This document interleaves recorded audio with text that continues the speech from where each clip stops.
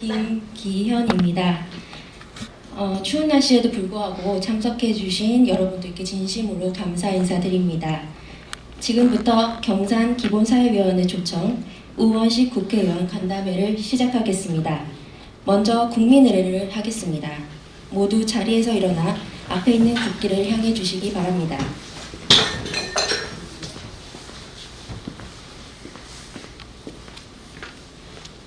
국기에 대하여 경례.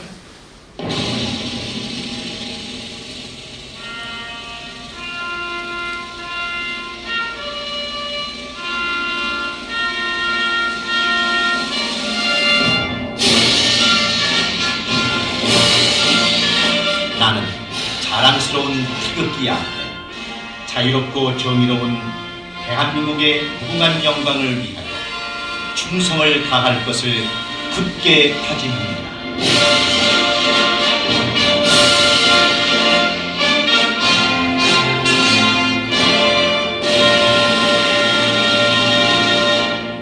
바로 애국가 제창은 코로나19 확산 방지를 위하여 생략하도록 하겠습니다.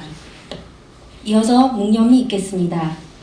이 땅의 민주주의를 위해서 목숨을 바치신 순국선열과 김대중 노무현 대통령님 그리고 김근태 의장님을 추모하는 마음으로 묵념을 올리겠습니다. 일동 묵념.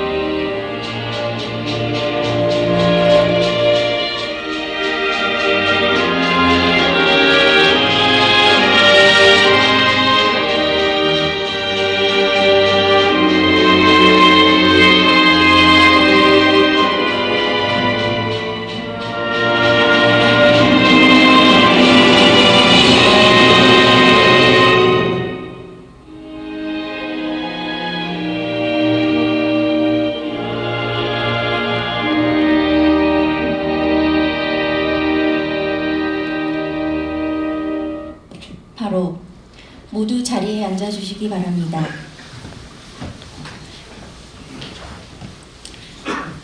다음은 이른 아침부터 먼 걸음 해주신 내빈분들을 소개하겠습니다. 소개 올릴 때 따뜻한 박수로 환영해 주시면 감사하겠습니다. 포항에서 손용수 도상근 위원장님 참석하셨습니다. 반갑습니다. 네, 포항에서 박정현 도상근 위원장님 참석하셨습니다. 포항에서 김일님 참석하셨습니다.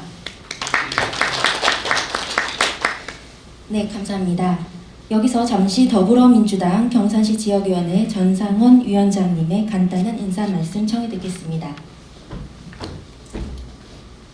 반갑습니다.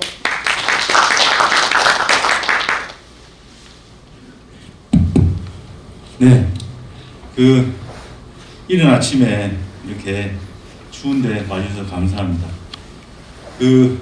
우원식 의원님 다들 아시잖아요. 지난번 당대표 선거 아깝게 또 낙선하셨지만 우원식 의원님 저하고 입사 동기입니다.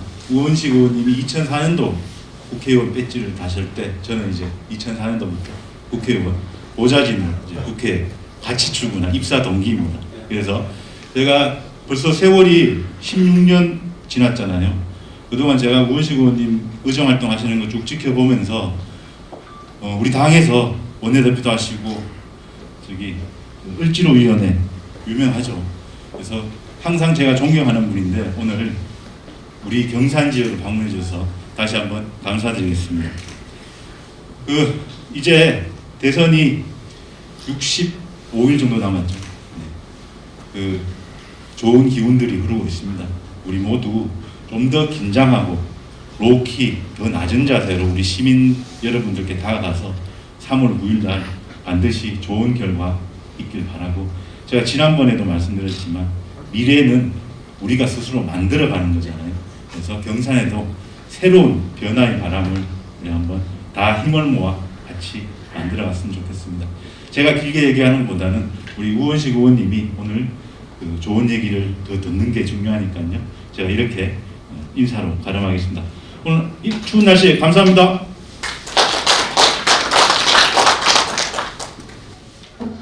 그럼 지금부터 이재명 더불어민주당 대선 후보 직속 기본사회위원회 위원장님이신 우원식 의원님의 강연을 청해 듣겠습니다. 큰 박수로 맞이해 주시기 바랍니다.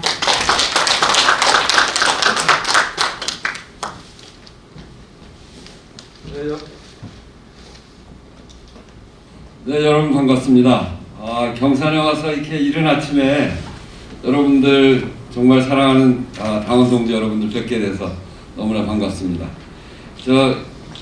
이 마스크 쓰는 거는 탑션 때문에 그러는데 거리가 꽤 떨어져 있으니까 벗어도 괜찮겠죠? 네.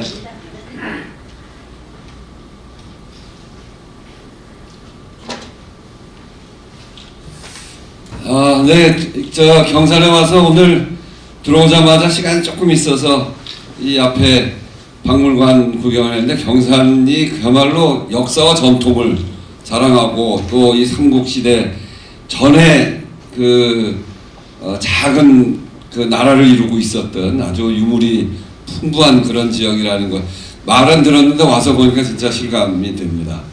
또 우리 전상원 위원장님 지역에 오셔서 아주 열심히 노력하고 계시다는 이야기 잘 듣고 있고 또 저랑 입사 동기라니까 되게 반갑네요. 제가 17대 국회 처음 2004년에 국회에 처음 들어가서 이제 지금 4번째 국회의원 하는데 당에 들어간 건 제가 굉장히 오래됐습니다.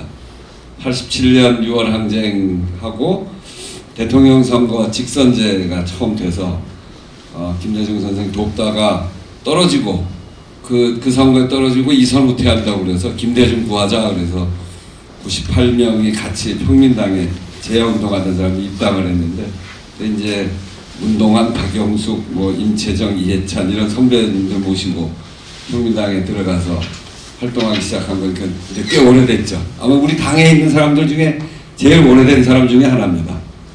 저보고 제가 그런 얘기하면 깜짝깜짝 놀래요. 근데 하여튼 그런 속에서 오늘 경산에 와서 우리 위원장님이 꼭 한번 내려오라고 그러기도 하고 또 제가 늘 가까이 지내는 그 후배 우리 이경원 의원이 경산의 분들 꼭 한번 보고 인사도 나누고 또 이야기도 한번 했으면 좋겠다 이런 이야기도 듣기도 했고 또 요즘 이제 새로 당에 이렇게 그 후보 가까이 있으면서 지역에 가서 후보 이야기도 하고 하는 그런 역할을 특임이라는 걸 지금 만들고 있어요. 특임 단장 이런 걸 만들고 있는데 제가 그것도 맡아서 처음으로 대구 경북을 방문하게 돼서 정말 기쁘게 생각하면서 여러분들 뵙습니다. 이 대통령 선거 치르는데 대통령 선거를 치르려면 이번 선거가 어떤 의미를 갖고 있는지 다들 우리 당원들이면 다 아시겠습니다만 어떤 의미를 갖고 있는지 또 이 선거를 두고 열심히 도와주려면 진짜 존경하는 구석이 좀 있어야 되잖아요. 내가 저 사람 진짜 깜이 되네 이런 생각이 들어야 또 열심히 하는 거니까.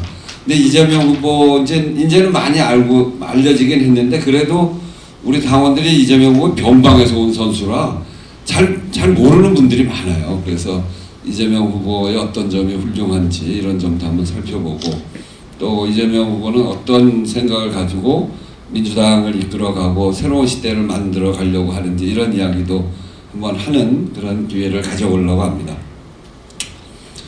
왜 이재명인가 이런 제목으로 사실 이제 기본사회위원회 제가 위원장을 맡고 있는데 기본사회위원회는 이재명 후보의 브랜드라고 할 수 있는 이재명 후보의 철학이라고 할 수 있는 이런 전환기 시대에 굉장히 양극화도 심해지고 빈부격차도 커지고 또 기존의 산업이 새로운 시대 변화 지금처럼 이제 큰 변화 기후위기 또 코로나의 위기 또 4차 산업혁명 이런 큰 변화의 시기에 새로운 성장 동력을 어떻게 만들어낼 거냐 거기에 맞는 근데 이제 이런 기존 산업이 그걸 또 억누르는 부분이 있으면 새로운 성장 동력 만들기 위해서 뭘 해야 되는지 이런 것들을 위해서 또 우리 사회의 불공정 불평등 이런 것들을 극복하기 위해서 후보가 주장해왔던 소위 기본소득 또 기본주택 기본 금융 이런 문제들을 중심으로 또 제가 그동안 해왔던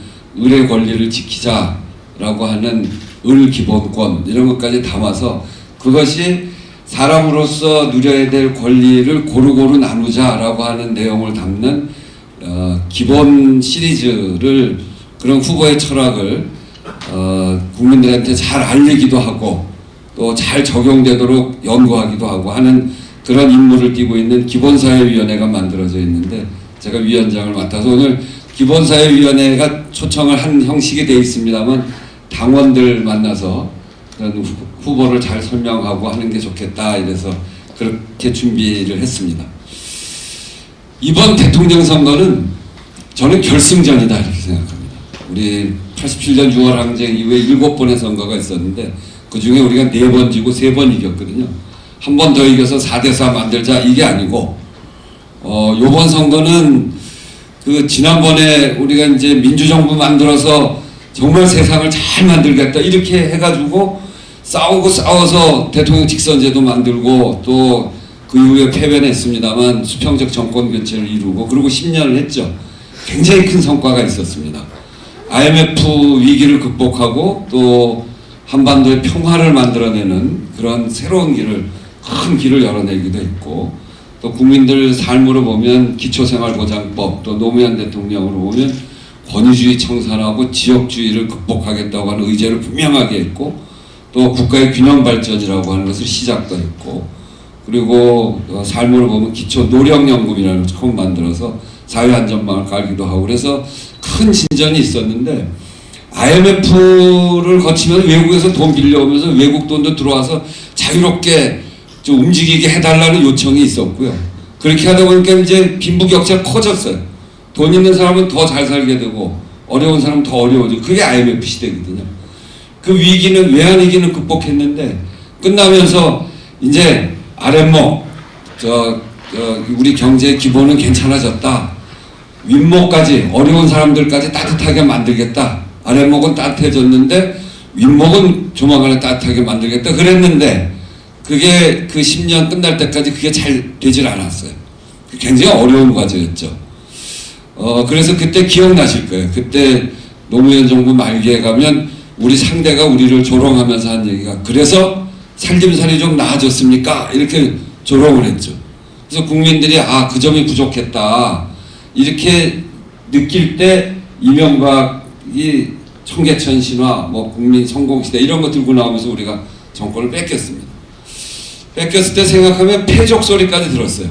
무능하다 이런 얘기를 많이 들었는데 그걸 회복하기까지 9년이 걸렸습니다. 국민들이 지켜보니까 도저히 안 되겠어서 탄핵까지 하고 우리한테 다시 기회를 줬죠. 지금은 사실은 절대 권력입니다. 우리가 대통령 선거에서 이겼죠. 또 지방선거에서 이 경북은 어렵지만 그래도 경북도 처음으로 지방의원들도 상당히 많이 생기고 그렇게 되기도 했는데 다른 지역으로 가보면 지방선거 우리가 다 이겼으니까요. 지방 권력도 우리한테 줬죠. 그리고 국회의원 선거도 이게 부족하다고 숫자가 부족해서 잘 못하겠다 그러니까 180석까지 우리가 169석인데 우리랑 같이 뜻을 같이 하는 열린민주당 이런 데까지 합치면 180석 정도가 됩니다. 그렇게 절대 의석을 줬는데 그런데도 5년 만에 다시 권력을 뺏긴다. 그럼 그동안 우리 지지했던 사람들이 우리에 대한 실망이 얼마나 크겠어요. 저는 요번에 우리 지면 우리를 지지했던 사람들이 민주당 더 이상 지지하지 않을 것 같아요.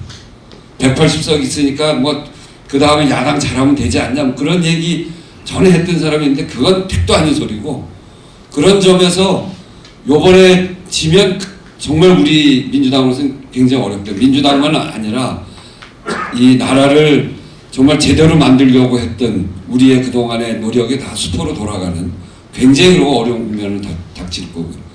거꾸로 저쪽도 마찬가지입니다. 국민의힘도 지난번 탄핵으로 대통령 끌려 내려오고 그리고 사람들이 그때 자유한국당이 했잖아요. 쳐다보지도 않았잖아요. 그리고 발목을 계속 국회에서 잡으니까 우리한테 180석 줘서 일 제대로 하라. 저쪽은 안 된다. 그럴 정도로 우리한테 힘을 몰아주면서 저쪽에 아무 힘을 쓸 수가 없었습니다. 그런데 수구 기득권 쪽에서 보면 한 번 더 정권 뺏기면 이제 큰일 나겠거든.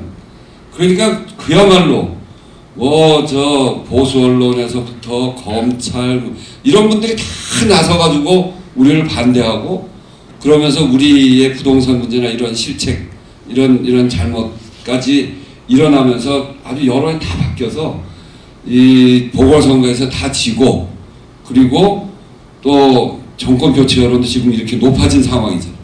그래서 그동안 저쪽에 힘을 다 모아서 국민의힘을 지지했는데 만약에 요번에 자기들 또 진다. 그거는 뭐 대통령 후보 잘못 뽑고 그래서 지는 걸 거예요. 그러면 그 세력에 대해서 국민의힘 지지한 사람들이 다시 도와주고 싶은 생각이 들겠냔 말이에요. 그래서 요번 대선의 성격은 지는 쪽에 쓰러지는 선거입니다. 그것도 다시 국민 신뢰를 받아서 회복하려면 지난번은 9년 걸렸는데 요번엔 15년에서 짧게 보면 15년, 한 20년 이상을 걸릴 거다. 그래서 누가 이기고 지느냐 이런 것보다 우리가 볼 때 우리 민주당으로 우리가 갖고 있는 가치가 있어요. 정말 민주주의를 바로 만들고 한반도의 평화를 만들어서 대륙의 길을 열어서 민족의 미래를 밝히고 국민들 중산층 서민들의 삶을 제대로 하고 국가의 균형 발전을 하자라고 하는 그런 세력이 퇴조함으로 해서 우리의 민주주의 또 우리의 한반도 평화 이런 걸 훨씬 뒤로 물러가게 될 가능성이 매우 크다. 그런 점에서 절대로 지면 안 되는 선거다. 이게 그래서 결승전이라는 의미입니다. 만약에 우리가 이기면 어떻게 되냐? 처음 정부 시작할 때 국회 180석을 갖게 됩니다. 제가 문재인 정부 처음 들어섰을 때 대통령 청와대 들어가시고 9일 일주일 만에 국회에서 우리 당에서 뽑힌 첫 번째 원내대표입니다. 이 여당의 원내대표는 하늘을 나는 새도 떨어뜨린다는 거 아니에요? 탄핵 끝나고 바로 대통령 됐으니까 적폐청산하고 정말 나라다운 나라 만들어라. 이렇게 국민의 요구가 엄청났죠. 그거 하고 싶은 마음이 굴뚝인데 그거 전에 그 일을 할 주체를 만들 정부를 구성해야 되는 거예요. 대통령 한 명 뽑혔지만 장관도 다 뽑아야 되고 온갖 걸 다 해야 돼요. 근데 우리 숫자가 124석, 125석밖에 안 됐어요. 국회에서 국무총리, 대법원장, 헌법재판소장 또 대통령이 뭐 하고 싶으면 추가 경정 예산이 필요하고 정부 조직법에서 정부를 바꿔야 돼요. 본 예산 통과시켜야 돼요. 첫해 정부 구성하려면 국회에서 과반 표결을 해야 될 게 10개가 넘습니다. 그거를 하는데 우리가 숫자가 부족하니까 야당 표를 얻어와야 되잖아. 근데 그걸 하려면 야당이 싫어하는 개혁하면서 할 수가 있어요? 그럼 다 부결시켜버리지. 그러니까 거기다 전화해서 그런 건 못하고 이 집권 여당의 원내대표인 제가 1년 내내 한 게 야당 의원들한테 전화해서 야 니네 지역에 예산 뭐 필요하냐? 내가 해줄 테니까 요번에 한 표만 부탁한다. 그거 1년 내내 했어요. 그 개혁을 어떻게 합니까? 개혁하려면 집권한 첫 해 1년 동안 다 해치워야 됩니다. 그리고 그 다음에 국민들이 요구하는 새로운 건설을 해나가야 되는 그렇게 해야 되는데 그 적기를 다 놓치고 나니까 할 수가 없었어요. 요번에 우리 180석이니까 그거 걱정할 필요가 없습니다. 정부 출범해서 그때는 인수위도 없었는데 인수위 2달 해가 다 준비해가지고 국회로 보내서 한 달 만에 다 통과시키고 그러고 제대로 된 개혁을 정말 우리 민주당이 하고 싶은 그런 나라를 바로 만드는 개혁을 할 수 있는 최적기를 우리가 만난다. 그러니 우리가 지면 되겠습니까? 꼭 이겨야 되겠죠? 네. 꼭 이겨야 되는 결승전 같은 선거입니다. 나라를 위해서 우리가 최선을 다해서 꼭 이기자 하는 말씀을 먼저 드리는데 대통령 선거가 늘 어렵습니다. 아주 어렵습니다. 우리가 정권 교체 2번 했죠. IMF 때 탄핵 때 2번 했습니다. IMF 때는 나라 경제를 망쳐먹었잖아요. 탄핵 때는 나라를 다 망쳐먹어서 대통령을 끌어내렸잖아요. 우리로 정권 교체하자는 여론이 굉장히 높았을 때입니다. 그때 IMF 때는 우리는 DJP 연합을 해서 보수 세력하고 합쳤고 저쪽은 이인재가 나와가지고 표가 갈라졌어요. 그런데도 39만 표밖에 못 이겼어요. 이인재 안 나와서 졌죠. 탄핵 때 우리가 무조건 이긴다고 그랬어요. 무조건 이겼습니다. 161만 표 차이로 이겼어요. 크게 이겼다고 생각을 했는데 표를 분석을 해보니까 문재인 대통령 후보가 받은 표가 41.1%예요. 심상정 후보 개혁 쪽에서 받은 표가 47.3%예요. 그 반면에 보수표 안철수, 유승민, 홍준표 이렇게 받은 표가 52.2%예요. 그러니까 두 선거 다 저쪽이 갈라지지 않으면 우리가 못 이긴 선거입니다. 그만큼 우리한테 어려워요. 요번에는 저 요동을 치고 있고, 근데 어제 오늘 보니까 선대위도 아주 난리가 나서 전 김종인, 이준석하고 다 손을 합칠 거라고, 결국은 합칠 거다 이렇게 모르겠습니다. 나중에 가면 진짜 어려워지면 합칠지도 몰라요. 안철수하고는 결국은 합칠 거라고 저는 봅니다. 결국 마지막 가면 1대1 구도가 만들어질 가능성이 굉장히 크고, 그걸 대비해서 선거를 치러야 되는데, 그렇게 되면 이런 구도에 보면 우리로 정권 교체하자는 여론이 굉장히 높았을 때도 저쪽이 갈라지지 않으면 우리가 어려웠는데, 요번에 저쪽이 결국은 다 합쳐서 1대1이 되면 이렇게 보면 굉장히 어려운 거죠. 그렇지만 가능성은 열려 있습니다. 왜 그러냐면 정권 교체 여론이 높은 게 우리한테 늘 부담이거든요. 근데 그 정권 교체 여론 안에 이재명 찍겠다는 사람들한테 너 왜 이재명 찍냐 이렇게 물어봤더니 68%는 정권 재창출이니까 찍겠다 이렇게 대답해. 그건 민주당 사람들입니다. 여기 있는 분들은 되게 그렇게 대답할 거예요. 근데 어떤 사람들은 한 20% 가까운 사람은 이재명 찍는 게 정권 교체 같다 이렇게 찍는 사람들이 있어요. 그 정권 교체는 뭐냐면 내가 힘들어 죽겠으니까 세상을 좀 바꿔야 되는데, 아, 이재명이면 세상을 바꾸는 것 같이 개혁을 잘하겠다 그렇게 느끼는 사람이 있다는 거예요. 그러니까 그런 점에서 보면 우리는 정권 재창출, 그것이 기존 질서를 깨는 시대 교체라고 하는 성격이 있다. 그리고 그럴 사람이다. 이거를 우리가 거기서 확실히 보고 그걸 강조해 가는 게 굉장히 중요한데, 이재명한테는 그런 측면이 있기 때문에 이 선거는 해볼 수 있는 겁니다. 과거에 그랬던 선거가 있습니다. 누구였냐면 이 선거입니다. 우리 위원장님이 아주 좋아했던 분인데 노무현 대통령 때죠. 노무현 대통령 치를 때 그 선거는 어떤 선거였냐면 김대중 대통령 말기에 기억하실 거예요. 홍삼 트리오. 김대중 대통령 아들 셋이 다 비리에 연루됐어요. 그래가지고 대통령 지지도 권력형 비리란 말이 처음 나왔을 때인데 대통령 지지도가 땅에 떨어졌습니다. 20%대로 떨어졌어요. 지금 문재인 대통령 40%잖아요. 20% 떨어져서 대통령이 더 있으면 다음 대통령 선거에 안 좋겠다. 그래서 당을 탈당까지 하셨어요. 대통령이 탈당하고 지지도가 20% 떨어지고 정권 교체하자, 저쪽으로 바꾸자. 그 여론이 굉장히 높았을 때 1대1로 딱 붙었습니다. 근데 이겼어요. 왜 이겼냐?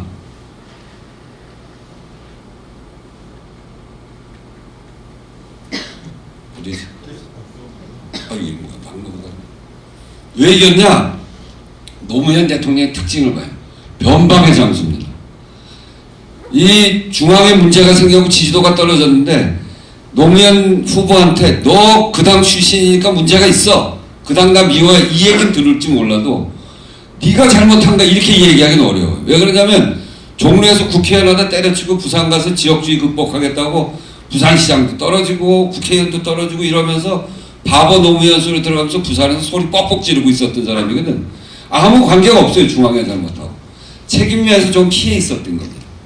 두 번째는 부산에서 변방의 장수가 대권 후보까지 올라올 때는 자기 정치 가지고 소리를 뻑뻑 지르면서 창업하듯이 정치한 사람이에요. 새로운 세력을 만든, 새로운 정치를 만든 사람이에요. 그 새로운 정치가 지역주의 극복이잖아요. 그런 거를 보면서 아, 무한 도전에 응전하는 그런 창업가, 창업 정치 노무현, 책임으로부터 피해 있는 선수, 이게 변방의 장수의 특징이에요. 근데 노무현 뭘 들고 있었냐면 권위주의 청산, 지역주의 극복, 국가균형 발전 이 세 가지 들고 있어요. 권위주의 청산은 뭐냐면 그 홍삼 트리오가 왜 생겼냐? 김대중 대통령이 이 정책도 밟고 민족의 미래를 열어가는 데도 큰 탁월한 성과를 냈는데 독재하고 싸우다 보니까 본인도 비밀을 잘 유지하고 위계 질서가 분명하고 그런 정치 조직을 딱 만드는 거예요. 그래야 독재하고 싸울 수 있습니다. 그게 동교동이에요. 동교동. 김영삼은 상도동 만들었고, 그 동교동이 그래서 독재하고 싸울 때 효율적이었는데 집권하고 나니까 이게 아주 위계 질서가 분명한 권위주의 정치 세력이고, 대통령 아들 잘못에 대해서 누구도 말을 못한 거예요. 그러니까 그런 권위주의 정치는 안 되겠다. 대통령 아들이고 누구 간에 안에서 이야기할 수 있는 민주정치를 만들어야 된다는 게, 그걸 보면서 국민들의 요구였어요. 노무현 대통령이 그걸 치고 나온 겁니다. 권위주의 정치를 청산하겠다. 나중에 그 노무현 대통령이 후보되고 지지도 떨어질 때 후단협한테 아주 그냥 혼이 났는데, 그때 그게 그런 영향이 있었습니다. 그때 권위주의 정치 청산하자고 그러면서 동교동 정치를 극복을 하자는 요구를 한 거거든요. 거기에다 지역주의 극복, 국가균형 발전, 그건 뭐 더 얘기할 필요가 없죠. 그게 세상을 바꿀 수 있는 그런 깃발이었다. 그게 시대 정신이었는데, 그 시대 정신을 노무현이 들고 나오니까, 아, 노무현이 대통령 되면 세상을 바꾸겠구나, 이런 희망이 생긴 거예요. 홍삼 트리오 사건 보면서 가슴이 싸늘하게 씹었던 우리 지지자, 중도층에 있는 사람들이 노무현을 보면서, 아, 노무현으로 바꾸면 세상이 바뀌겠네? 그러니까 노무현 와서 그 희망 때문에 투표장에 가서 찍은 겁니다. 그래서 이긴 거예요. 이게 굉장히, 그래서 우리는 민주당의 적통이 뭐냐? 전임 대통령 시절에 내가 무슨 높은 벼슬을 했다, 더 가깝다, 이게 아니고, 세상을 바꿀 수 있는 시대 정신을 그 사람이 갖고 있냐 없냐, 시대 정신이 민주당의 적통이다. 그게 노무현 대통령 때 입증된 겁니다. 그래서 지금과 같은 시대를 만들어, 20년 동안 그런 시대를 만들어 온 건데요. 이재명은 저런 얘기를 해요. 민주당의 정신과 가치를 지키고 이어가겠다, 이재명이 하겠다, 이런 얘기를 하는데, 그럼 민주당의 정신과 가치가 뭐냐, 이거 볼 필요가 있죠. 이게 우리 당의 강령입니다. 저기에 4개의 정신이 들어있어요. 첫 번째는 민주주의 정신을 계승, 민주입니다. 민주. 두말할 나위가 없죠. 우리는 민주당입니다. 김대중 대통령이 5번의 죽을 고비를 넘기고, 김영삼 대통령처럼 저쪽 세력하고 3당 합당해서 야합하지 않고, 그야말로 죽을 고비를 넘기면서 타협하지 않고 수평적 정권 교체를 하면서 민주주의를 확 상승시켰죠. 6월 항쟁, 또 광주, 이런 것들 정신 우리한테 다 있어요. 아까 우리 묵념할 때도 김대중, 노무현, 김근태 이렇게 얘기했는데, 정말 우리 자랑스러운 민주주의 역사가 우리한테 다 있습니다. 저쪽은 독재의 후예들이고 우리는 민주의 후예입니다. 그래서 민주당이 소중한 겁니다. 두 번째는 서민과 중산층의 이해를 대변한다. 우리는 서민과 중산층의 정당입니다.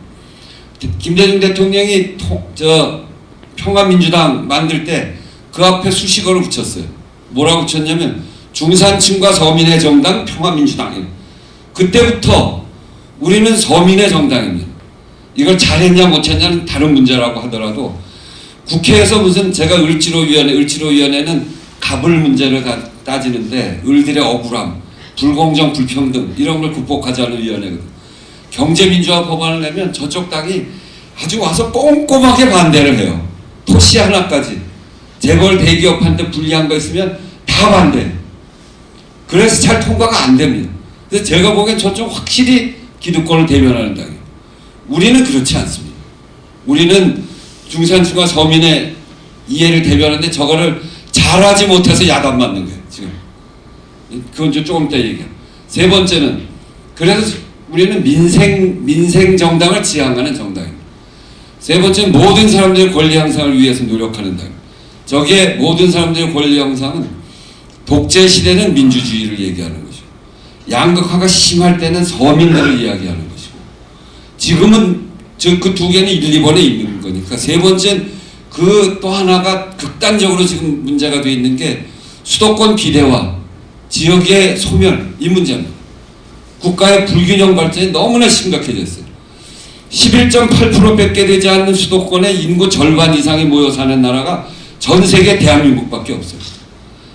남한 땅덩어리 좁다고 그러는데, 남한 땅덩어리 중에 11.8%밖에 안 쓰고 나머지는 다 방치해 놓는 그런 비효율적인 국가 운영을 하고 있는 게 우리나라예요. 수도권도 너무 사람이 많아서 살기가 어려워서 출산율 떨어지고, 지역은 아이 날 사람이 없이 통통 비어가고, 228개 지방자치단체 중에 110개의 지방자치단체가 소멸위기에 들어갔어요. 경북 말할 것도 없죠. 우리나라에서 최고의 소멸위기에 들어가 있는 게 의령이라고 하죠. 의령. 경남. 네. 하여튼 이제 그런데 그래서 이 문제를 방치하고는 더 이상 갈 수 없기 때문에 지금은 모든 사람들의 권리 향상은 국가의 불균형 문제, 국가 균형 발전 문제가 가장 중요한 문제로 되어 있는 거예요. 네 번째는 남북의 화해와 협력, 한반도 평화입니다. 저것도 두말할 나위 없이 우리가 잘해온 겁니다. 86년에 국회에서 있었던 일을 하나 소개하면 유소만이라는 국회의원이 있는데 그 사람이 우리나라의 국시는 통일이다. 당연한 얘기잖아요. 그렇게 얘기했는데 반공법으로 구속됐어요. 그때 수구냉전 세력이 집권하고 있을 때 그때는 우리나라의 국시는 반공이다. 이렇게 얘기해야 되는데 그걸 통일이라고 얘기했다고 구속시켰어요. 근데 71년에 김대중 대통령 후보가 나와서 한 게 유엔 동시가입론, 4대국 안전보장론, 3단계 통일론 이런 거를 70년 초반에 주장을 해요. 남북을 다 국가로 인정해서 유엔에 동시가입하자. 미일 중소 우리 주변 국가들이 이 한반도의 평화를 안전을 보장해주자. 남북 간의 평화 통일은 평화협정, 평화교류, 평화통일 3단계로 가야 된다. 이런 얘기를 하니까 저쪽 사람들이 빨갱이라고 공격을 했죠. 근데 그 길대로 우리가 온 겁니다. 그때부터 이야기해서 지금까지 평화의 길을 열어온. 그래서 우리는 민주당은 이런 정당입니다. 민주당의 4개의 가치, 민주, 평화, 민생, 균형 발전. 이게 민주당의 가치입니다. 이재명이 얘기하는 가치가 이 4개입니다. 누가 이제 공직선거 나갈 분 면접할 때 저도 가끔 면접하고 그랬는데 민주당을 한마디로 얘기해 보시오. 이렇게 누가 질문하면 민주당은 민주, 평화, 민생, 균형 발전을 추구하는 정치 세력을 민주당이라고 합니다. 그러면 100점입니다. 100점. 그런데 이 4개의 기둥 중에 민주와 평화는 우리가 지금까지 잘해온 일입니다. 남아있는 과제가 있죠. 그건 민주당이 잘할 겁니다. 그런데 그 전까지는 민주와 평화를 잘하겠다고 하면 국민들이 찍어줬어요. 근데 지금은 저것만 가지고 안 되는 시대로 바뀌었습니다. 빈부의 격차가 너무 커져. 우리가 세계 10대 경제대국이 돼서 외국에 나가면 아주 대한민국 대단한 나라입니다. 그런데 그 성과를 일부만 가져가고 대기업 일부만 다 독점하고 중소기업도 아주 어려워지고 자영업도 굉장히 어려워지고 일반 그 청년들은 일자리를 제대로 못 찾아서 비정규직, 용역, 파견, 알바 이런 것으로부터 시작해야 되고 그래서 굉장히 양극화가 심해졌어요. 거기다 코로나까지 오니까 더해. 그래서 국민들의 먹고 사는 문제, 국민의 삶을 변화시키는 그런 민생과 균형 발전을 제대로 하지 않으면 안 되는 시대가 됐습니다. 우리가 비판받는 거는 청년들이 우리를 돌아섰다고 요즘 다들 청년들 가지고 이제 청년해요. 왜 돌아섰냐? 청년이 보수화됐으니까 돌아섰다고 누가 얘기해. 택도 아닌 소리. 그렇게 보면 안 돼요.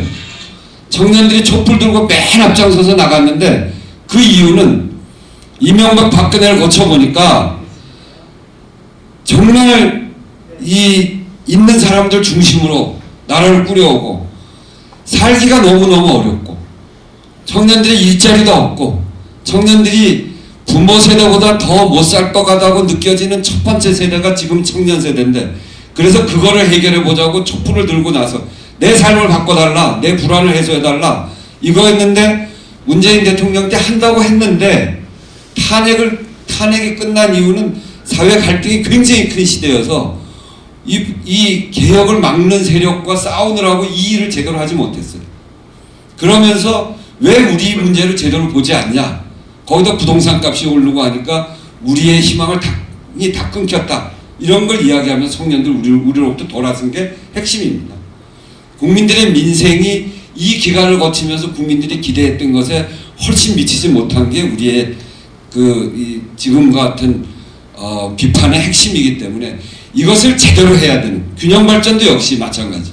한다고 말을 해놓고 오히려 수도권 비대화가 더 커지는 이런 역설에 대해서 국민들의 비판이 굉장히 높아져 있다는. 우리가 해야 될 일을 제대로 하지 못하면서 오는 비판, 이것이 지금 우리의 과제다. 그래서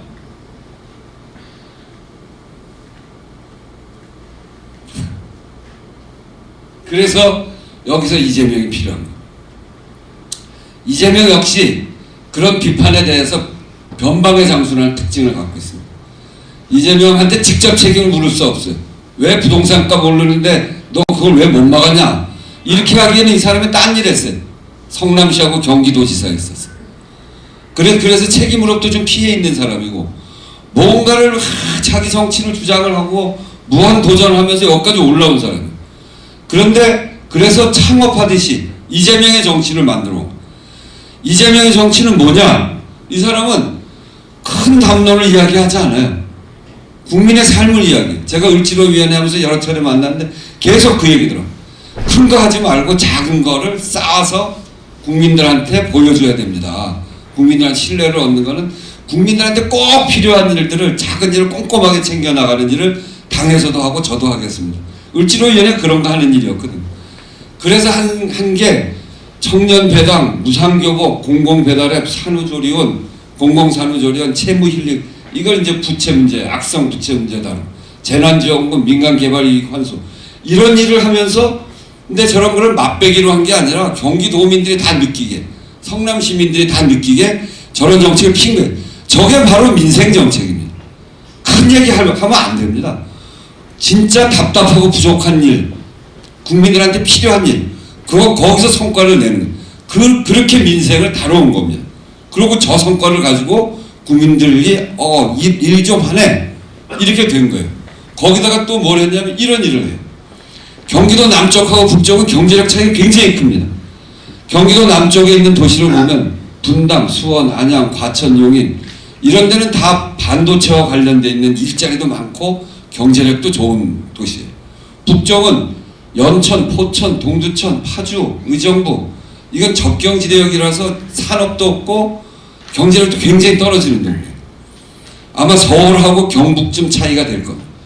근데 3년 도지사 하면서 이렇게 많은 15개의 기관을 일부를 옮겼고 또 옮기는 걸 확정해 놨어요. 균형 발전에 대한 확고한 의지를 보이고 있는 겁니다. 그러니까 우리가 지금 필요한 민생과 균형 발전에 확고한 의지도 있고, 여기서 성과를 내서 이재명 일 잘한다, 그런 소리를 들은 사람이에요. 거기에다가 이 신천지 강제조사할 때 이만희 숨어 들어왔을 때 어떻게 했는지 우리가 그걸 잘 봤고, 계곡의 불법 영업시설을 처리하는 걸 보니까 일 제대로 할 줄 아는, 한다면 확실하게 하는, 그러면서 그 시대 정신, 뭘 하겠다는 걸 보니까 민생과 균형 발전의 시대 정신을 갖고 있는 거예요. 그래서 이재명이 하면 우리한테 필요한 일을 제대로 하겠다, 이런 기대가 있는 거예요. 이걸 잘 키워내는 게 중요한 거예요. 국민들한테 잘 홍보해요. 이재명은 이런 사람, 이런 일을 하는 사람이라고 얘기해 주시면 됩니다. 우리한테 필요한 일 꼭 하는 사람, 그리고 균형 발전 해낼 사람, 이렇게 얘기하면 돼요. 근데 도덕성의 문제가 있어요. 도덕성. 대장동에 문제가 좀 있는 것 같고, 욕설도 하고, 그래서 문제가 많은 거 아니야? 우리가 얘기하는 거, 그런 거 말고 그 사람이 일은 잘해. 보통 그렇게 얘기를 해요. 도덕성 문제에서도 큰 걱정하지 않으셔도 된다. 과장돼 있어요. 과장돼 있고 덮어 씌우기도 많이 해놓고. 요 몇 가지 말씀드릴게요. 이 사람은 완전히 비주류입니다. 비주류가 정치만 비주류로 한 게 아니라 삶도 비주류예요. 대충 이제 아실 거예요. 이런 일이 있었어요. 성남 대단지 사건이에요. 광주 대단지. 80년 광주는 민주화의 보물인데 71년 광주는 다른 거예요. 박정희 대통령 때 서울에 있는 판자촌을 서울 깨끗하게 한다고 다 헐어요.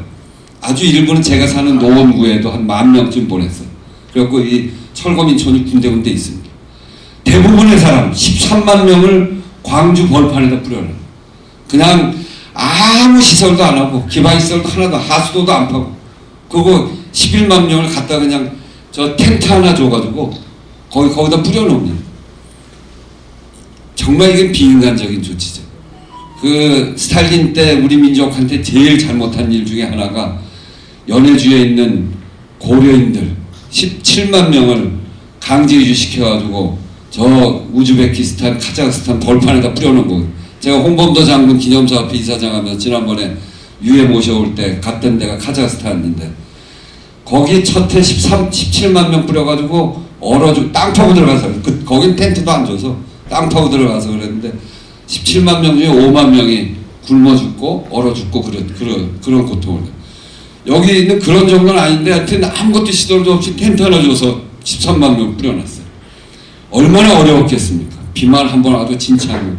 저기에는 온갖 범죄도 있었고 그랬죠. 그래 도저히 못 살겠어 71년에 폭동이 일어난 거예요. 그래서 한편으로는 범죄나 이렇게 아주 빈민촌에나 있는 그런 험한 판도 만들어졌고 또 한편으로는 빈민운동도 시작하고 이제 그렇게 된 데가 광주 대단지인데 거기에 이재명 그 동네가 73년에 그대로 저 넓은 땅 13만 명의 텐트 하나 갖고 쫙 살았으니까 얼마나 넓은 땅이에요. 그게 성남시가 됩니다. 그 동네가. 그리고 77년, 76년에 이재명 후보가 성남으로 이사해요. 그 동네에 사는 거예요. 이 사람도 얼마나 어렵게 살았습니까? 중학교, 고등학교 다 못 나오고 공장 다니고 그랬잖아요. 그런 사람이 그러니까 여기가 성남이 돼서 그 벌판에 그렇게 되니까 이제 시가 되니까 개발 사업도 생기고 그러니까 이제 이 건설업자들 들어오고 그 업자도 들어오고 이권도 생기고 범죄가 많고 그러니까 그런 사람들이 이권이 생기니까 조폭이 생기고 조폭이 굉장히 많아요.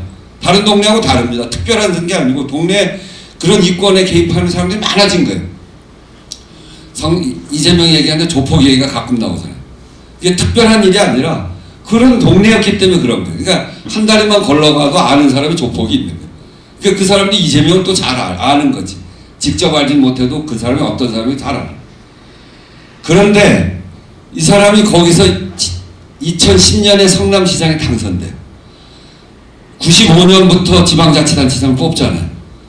근데 이재명 이 성남시장 중에 구속 안 된, 비리로 구속 안 된 첫 번째 시장이 이재명이에요.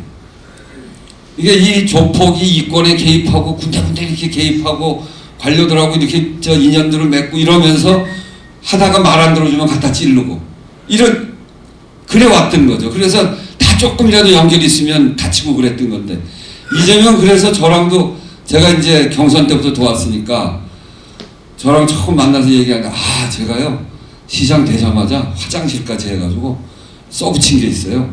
첫 번째 한 게 뭐냐면 화장실까지 부패지옥 청렴천국 이렇게 하고 써서 붙여놨대. 온갖 군데다. 부패하고 절대로 연루되지 마라. 그래서 처음에 그 얘기 듣고 이 사람 좀 과한 사람이네 이렇게 생각했는데 저런 성남의 분위기를 보니까 이해가 되더라고. 그렇게 부패하고 단절한 사람이에요. 첫 번째 구속 안 됐다는 건 얼마나 끊으려고 노력했는지 자기 주변을 얼마나 깨끗하게 하려고 했는지 그게 반증이죠. 거기에다가 또 하나를 보면 그 욕설 문제입니다. 그게 아이고 저런 욕설을 하냐 그것 때문에 욕도 많이 먹는데 그걸 또 다른 면에서 그렇게 욕하면 안 돼. 다른 면으로 보면 그렇게 어렵게 살든지 아버지는 성남시장에서 환경미화원하고 어머니는 이제 이 나이 드신 분들은 알 텐데 옛날에 뭐가 있었냐면 공중 화장실, 공중 변소가 있었어요. 거기 들어갈 때 대변 보려면 5원 내고 소변 보려면 3원 내고 그거 기억나시죠? 그 앞에서 휴지 주는 여자가 있어요. 엄마가 그거 했어요. 그러니까 아주 어렵게 사는 사람이 하는 일. 그래가지고 되게 창피한 일이잖아요. 남자들한테 화장실한테 돈 받는 게. 하여튼 그런 일을 했어요. 그 형은 노동하러 갔다가 다쳐가지고 다리 자르기도 하고 여동생은 요구르트 장사하다 환경미화원하고 뭐 그런 집안이에요. 좀 본인이나 형도 다 소년공 이런 걸 거치고 그랬던 집안인데 시장에 나왔으니 보통 사람은 아이고 이제 살게 생겼다. 근데 이재명 그것도 다 끊으려고 가족들한테 뭐 해줘도 저놈들한테 부패 세력한테 연루될 가능성이 있다. 서로 다 아니까 형제들이 뭐 하는지 전화가 안 받았다는 거 아닙니까? 형제들도 정말 야박하게 했어. 근데 형 하나가 이제 개입하기 시작해서 시장한테 부탁하다 안 되니까 공무원들한테 전화해서 내가 시장 형인데 뭐 이러면서 압력을 냈다. 그것도 안 되니까 엄마한테 가서 막 얘기하다 안 되니까 엄마 때리고 욕하고 그 욕을 형이 엄마한테 했다는 욕이에요. 그 욕이. 근데 그 욕을 이렇게 전화 전하는 과정이 그렇게 됐는데 그것까지 폭로되는 그 불명예를 감수하면서까지 거둔 성과는 뭐냐면 시장 8년, 도지사 3년, 11년 동안 친인척 비리가 단 한 건도 없다는 겁니다. 우리 후보는 요즘 검찰총장하고 나와서 몇 개월 만에 본부장 해서 조사받는 게 도대체 몇 건입니까? 비교하면 비교가 안 될 정도로 우리 사회에 저렇게 가족들한테까지 야박하게 할 정도로 할 수 있는가? 그 형제가 아직도 그렇게 살고 있거든요. 그렇게 할 수 있는가라고 할 정도로 가족들에서부터 이 부정 비리와 다 할 수 있는 걸 다 끊어왔기 때문에 사실은 그 어려운 지역이기 때문에 생존형 청렴을 했던 사람. 그렇기 때문에 대장도 아무리 뒤져봐야 안 나옵니다. 저는 확실하게 믿습니다. 그거에 대해서 누가 이야기하면 이런 얘기하면서 확실하게 부패와 고리를 끊은 사람이에요. 검찰이 3개월 조사했는데 아직까지 나오는 건이 한 건도 없는 건 없는 겁니다. 자신 있게 얘기해도 괜찮습니다.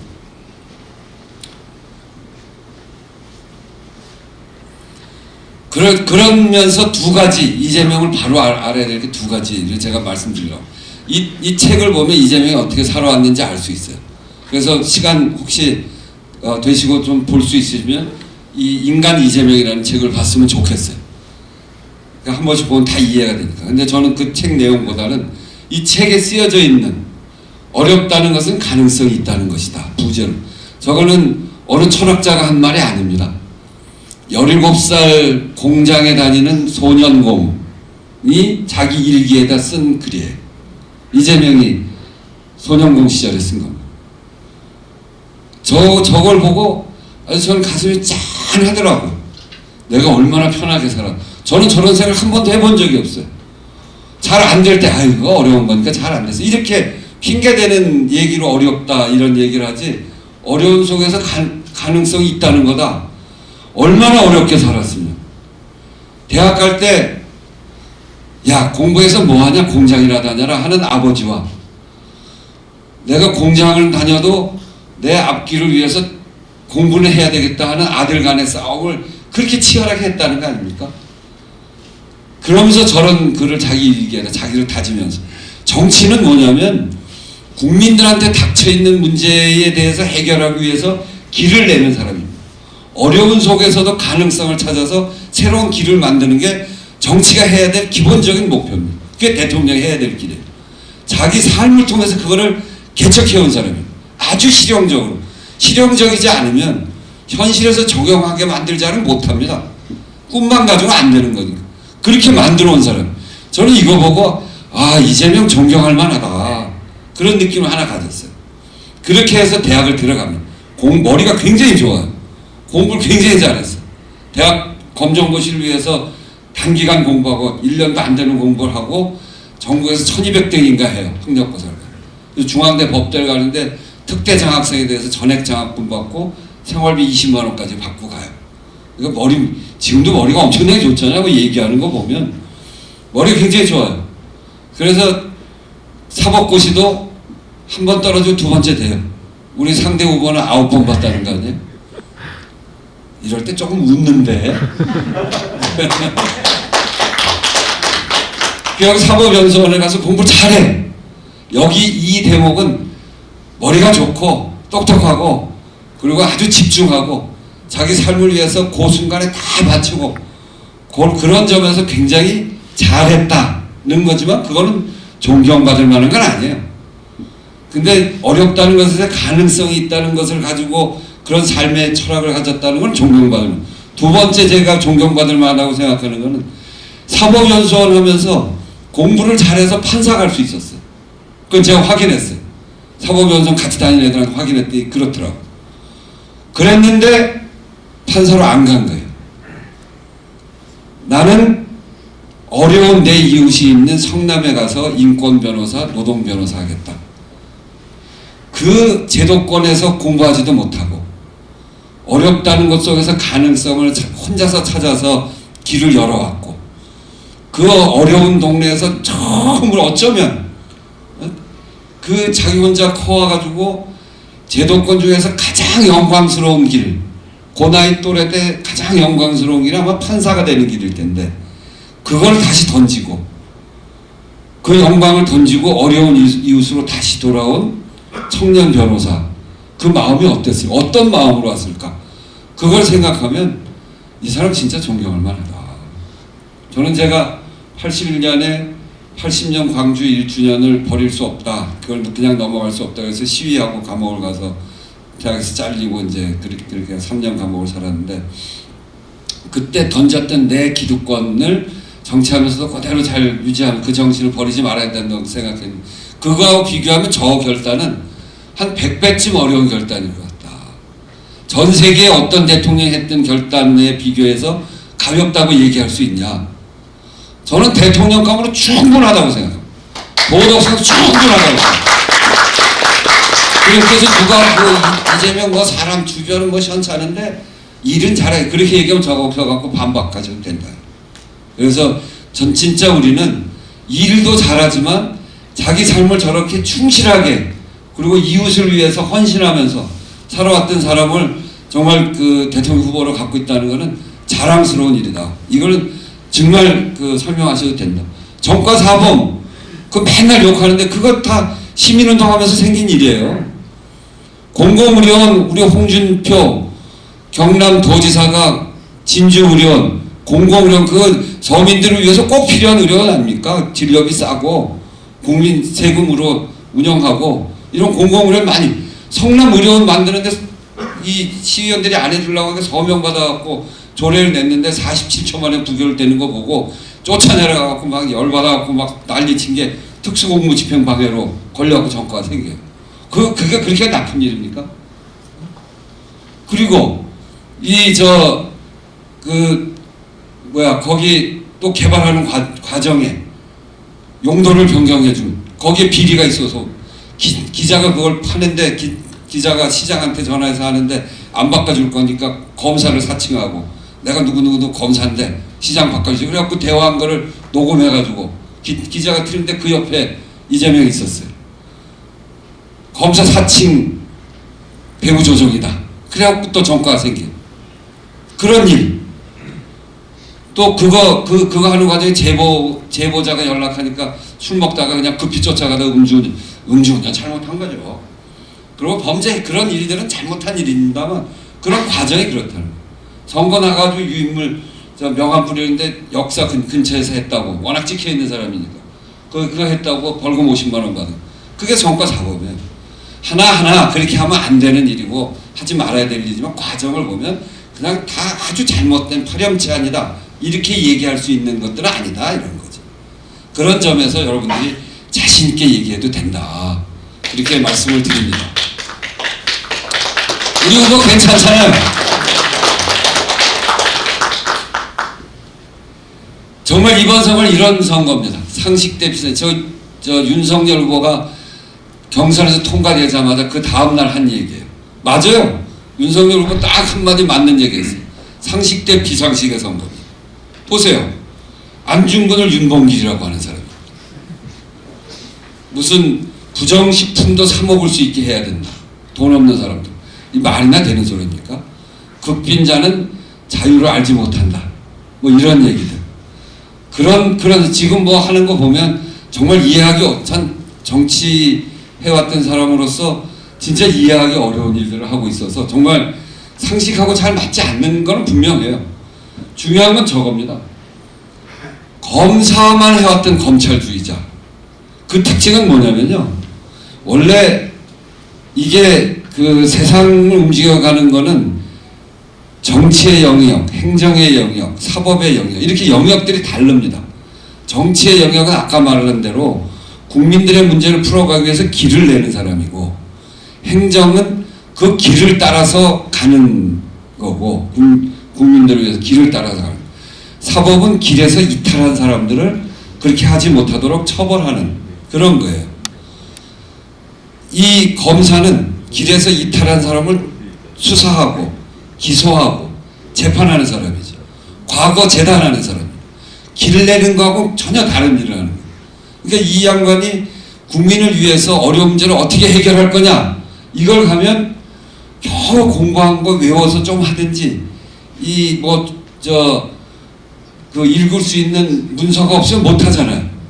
지난번에 프롬프트 없으니까 이분 윤 도리도리 사건 이런 걸 일으키잖아요. 하여튼 그런 사람과 어렵다는 것은 가능성이 있다는 것이다. 이렇게 하면서 자기 길부터 길을 만드는데 최적화된 사람 간의 대결인 겁니다. 저는 지금까지는 후보가 온전히 드러나지 않았어요. 지금까지는 경쟁, 당내 경선을 하면서 그런 게 좀 보였고, 그 다음에 선대위 안에서 뭐 이런저런 소리, 주변 이런 것들이 많이 드러났고, 이제 비로소 후보들이 정면으로 등장하는 그런 시기입니다. 3프로 TV를 보니까 후보의 역량이 얼마나 차이가 나는지 보이잖아요. 그런 것들이 이제 부각되는 시기입니다. 저는 이런 부각되는 시기를 거쳐가면서 우리 후보는 굉장한 강점이 있고, 저쪽은 이런 의미에서 국민들의 길을 열어가는 데 있어서 굉장히 그 부족한 그런 역량이 보이게 될 겁니다. 그래서 점점 저는 우리 후보의 강점이 국민들한테 다가가는 시기가 이제는 이제 우리한테 왔다. 저는 12월 말쯤 돼서 골든 크로스가 일어날 거라는 예언을 어느 방송에서 나가서 했는데, 누구는 1월 말에 난다 뭐 어쩐다 그러는데 12월 말에 날 거다 얘기했는데, 왜 그러냐? 12월 중반쯤 되면 본인의 역량이 그대로 드러나게 되는 시기이기 때문에 그렇게 될 거다. 그런데 거의 딱 맞춰요. 그런 건데, 이런 의미이기 때문에 그렇습니다. 오직 반문을 외치는 사람과 오직 민생, 국민의 삶을 외치는 사람의 경쟁이라는 점에서 우리가 이 선거를 충분히 해볼 수 있는, 그걸 잘 부각시켜내야 되는 그런 선거입니다. 그래서 이건 이제 뭐냐면, 후보가 경선에서 통과되자마자 제가 이제 경선 선대위원장을 했으니까 저한테 그 올라온 법 중에 꼭 바꿔야 될 민생과 관련된, 국민의 삶과 관련돼 있는 법안들을 정리해 주십시오 해가지고 제가 정리해 드린 거예요. 부동산, 공정경제, 성장동력, 이번 예산, 지역화폐 예산 복원하고, 코로나 손실보상 한액 상향하고 그걸 했고, 한국형 PPP 제도는 뭐냐면 지금 자영업이 굉장히 어려우니까 손실보상도 적고 나중에 줄려니까 이미 굉장히 어려워져서 일단 돈을 저금리로 주고, 그리고 거기에서 손실보상 계산이 되면 고정으로 들어가는 거, 임대료나 인건비 이런 거는 까주자, 그런 건 제외하고 환급하게 하자. 그게 지금 엊그제 발표했어요. 500만 원을 미리 주고, 그리고 선지급, 후보상 이 얘기 나온 게 저 제도입니다. 저걸 아예 법으로 만들자는 건 그런 것들을 이제 이행한 거예요. 부동산과 관련해서 이제 개발 이익 환수 등등 이런 걸 얘기해서, 지난번에 후보가 회의하다가 나와서 국민들한테 절하는 장면이 있었어요. 국회에서. 그게 뭐냐면 이 법 가지고 국회에서 점검하는 자리였어요. 하면서 이런 민생 법안들은 민주당이 잘 못 챙겨서 죄송합니다 하고 사과의 절을 한 겁니다. 잘 챙기겠다. 민주당의 이재명이 아니라 이재명의 민주당이다 하는 얘기가 바로 이겁니다. 그동안에 민생과 균형발전 이런 대목에서 민주당이 잘 못 챙겨왔고, 그래서 신뢰를 잃었는데 그쪽에서 이재명이 잘 챙겨가는 민주당으로 만들겠다, 그런 얘기한 게 그 얘기예요. 이제 그렇게 이해하시면 딱 맞는 얘기입니다. 그래서 대장동 방지법 이런 도시개발법, 주택법 이걸 이제 이미 통과를 했습니다. 저것도 사실은 지난번 대장동 때 보면 개발 이익을 왜 민간이 그렇게 많이 가져가게 했냐 그거잖아요. 근데 그렇게 많아진 건 사실은 나중에 최근에 땅값, 집값, 아파트가 확 올라가면서 많아졌어요. 그 전에는 이익 중에 5,503억을 미리 성남으로 가져오게 함으로 해서 성남이 가져갈 거를 먼저 확보한 게 굉장히 큰 성과인 거예요. 우리나라에서 이런 일을 한 건 처음 있는 일입니다. 이 민간에서 하려고 했던 개발을 공공이랑 공동으로 하게 해서 그 이익을 먼저 확보한, 이게 처음 있는 일이에요. 근데 남아있는 민간 이익이 나중에 확 늘어난 거죠. 그걸 왜 못 막았냐 하는 게 대장동 사건 때 이재명한테 제기했던 핵심인데, 그래서 우리가 낸 법이 민간 이익률을 10%까지만 하게 하자, 그런 제도를 낸 겁니다. 그때 국민의힘도 냈어요. 6%로 하자. 근데 저것도 국토위 통과할 때 굉장히 애를 먹었습니다. 반대를 많이 해서. 근데 더 이상 막을 수가 없고 우리가 하도 세게 밀어붙이니까 통과를 했죠. 지금 남아있는 건 개발이익 환수, 이게 남아있습니다. 저거는 이제 원래 개발이익 난 거를 환수하는 제도가 있어요. 그래서 그게 원래는 50%가 되는 걸 이명박 대통령 때 반으로 확 낮추고 박근혜 대통령 때 10%까지 이제 그 한시적으로 해서 낮췄는데 그걸 다시 50% 올리는 건데 이건 아직 통과를 못 시켰습니다. 이런 일들을 본격적으로 하자는 거고요. 그리고 어려운 사람들을 위해서 법을 만들자는 게 지금 제가 온 이 기본사회위원회가 담고 있는 내용입니다. 그 기본소득, 기본주택, 기본금융 이런 것들이 이 한쪽으로 몰려 있었던 부를 국민들에게 아주 어려운 사람들까지 국민들한테 사람이 갖고 있는 권리를 골고루 나눠주자라고 하는 그런 취지인데 거기에 을 기본권이라는 것, 을들의 기본권 이런 것들도 만들자고 하는데 그 중에 하나 예를 들면 이 중소기업의 불공정 문제를 해소하자는 것을 이 우리 후보의 그 공정경제 부분에서 첫 번째 공약입니다. 중소기업 협상력 강화법인데 이게 내용이 뭐냐면 이런 겁니다. 제가 대학교 졸업하던 80년대 초반은 300인 이하의 대기업, 300인 이하의 중소기업, 300인 이상의 대기업에 다니는 사람들의 평균 임금, 제 친구들 중에 그렇게 간 애들이 있는데 월급 차이가 크지 않았어요. 지금 그거를 계산해 보니까 그때 91%였더라고요. 9%밖에 차이 안 났어요. 그러니까 중소기업을 가도 먹고 살만한 거예요. 친구들도 그냥 유지가 될 수 있었어요. 밥도 한 번씩 사고.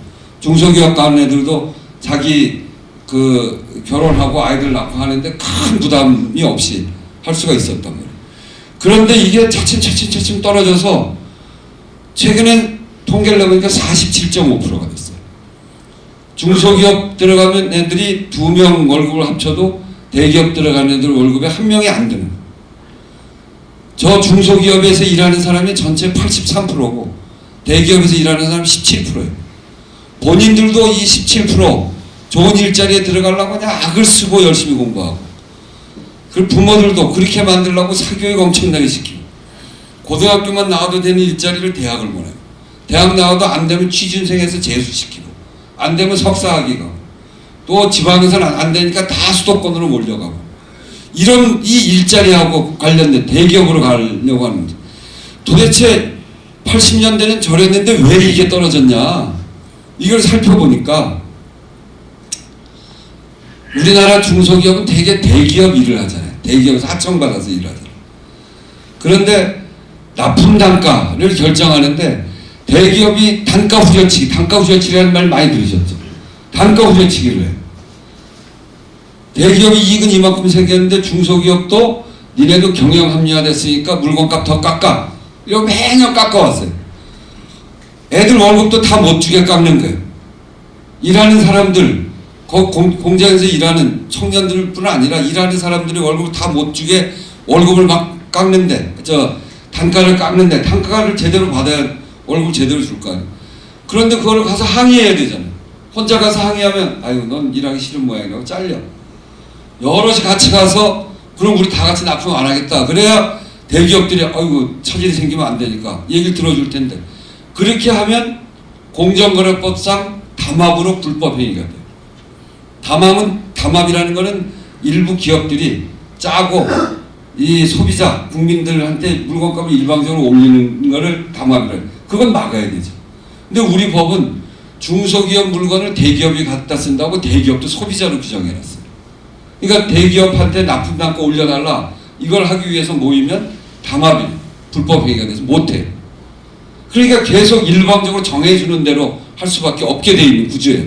이게 얼마나 불공정합니까? 그래서 지난번 중소기업 중앙에 가서 후보가 지금 세 차례 얘기를 했는데 중소기업이 협동조합을 만들면 이 가격을 이 납품 단가를 협상할 수 있도록 교섭권을 주겠다 이렇게 얘기하니까 엄청나게 박수를 중소기업 협동조합에 뭐 있었던 중소기업이 아주 그냥 뛰듯이 박수를 치더라고요. 그게 이겁니다. 중소기업 제각기 위한 교섭권 보장법을 주겠다. 이렇게 해서 불공정 문제를 해소해 나가겠다는 이것뿐 아니라 가맹점, 가맹 본사하고 관계도 마찬가지입니다. 여기에 교섭할 수 없어요. 대리점 본사하고에 교섭할 수 없어요. 요즘 플랫폼이 있는데 플랫폼에 참여하고 있는 그런 자영업하고 플랫폼 본사하고 교섭할 수가 없어요. 지난번에 쿠팡이츠 사건이라고 쿠팡이츠에 가입해 있는 그런 가게에서 튀김 팔았다가 아주 이 악성 소비자를 만나고 곤욕을 치렀는데 쿠팡이츠라는 플랫폼 본사에서 하도 시달려가지고 주인이 심장마비로 죽어버렸잖아요. 그런 사건들이 발생합니다. 거기에 교섭권을 주자는 겁니다. 이렇게 해서 우리 사회에 있는 불공정을 없애고 우리 중소기업에 있는 일자리를 나쁜 일자리에서 좋은 일자리로 만들어주는 게 우리 사회를 바꾸는 핵심이다. 이것이 민생을 제대로 챙기는 길이다. 농민에 대해서도 그동안 대농 중심으로 이 농업 정책이 이루어지고 지원이 대농 중심으로 되어 있는 것을 농촌에 사는 사람들한테 그 돈이면 이거를 농촌에 사는 사람들한테 기본소득을 만들어주면 농촌이 훨씬 살기 좋아지고 다시 사람들이 농촌으로 오게 만들어주는 거다. 그래서 이 농촌 기본소득 이런 얘기도 하는 게 바로 이런 데 다 있는 겁니다. 이렇게 해서 국민들의 삶을 변화시키는 그런 개혁을 통해서 이제 제대로 된 대한민국을 만들자. 민주화 평화라고 하는 기둥 뒤에 있는 제대로 우리가 하지 못했던 민생과 균형 발전의 기둥을 튼튼하게 세워서 국민의 삶을 변화시키는 그런 세상을 만들자라고 하는 게 이재명의 희망이고 이재명이 만들 그럴 세상입니다. 그 이재명의 꿈이 바로 대한민국을 제대로 만드는 것이라고 생각하고 여기 계신 분들과 함께 대한민국의 대전하는 이재명과 함께 합시다 하는 말씀을 드리면서 마치도록 하겠습니다. 감사합니다. 의원님 혹시 시간? 왜 저기 대통령 후보님께서는 기억산에 안 오십니까? 경산에요. 여기서 26만인가요? 뭐 그렇게 누가 됐는데. 제가 가서 전화하겠습니다. 왜 안 오시냐고 항의를 세게 받았다. 아니 한번 보려고 얼마나 보도 우리 친구들도 얘기를 하는데. 이게 저 후보 고향이 여기기 때문에 이쪽이잖아요. 그래서 경선 때도 제일 먼저 온 데가 경북에 왔죠. 그리고 그 다음에도 또 그랬어요.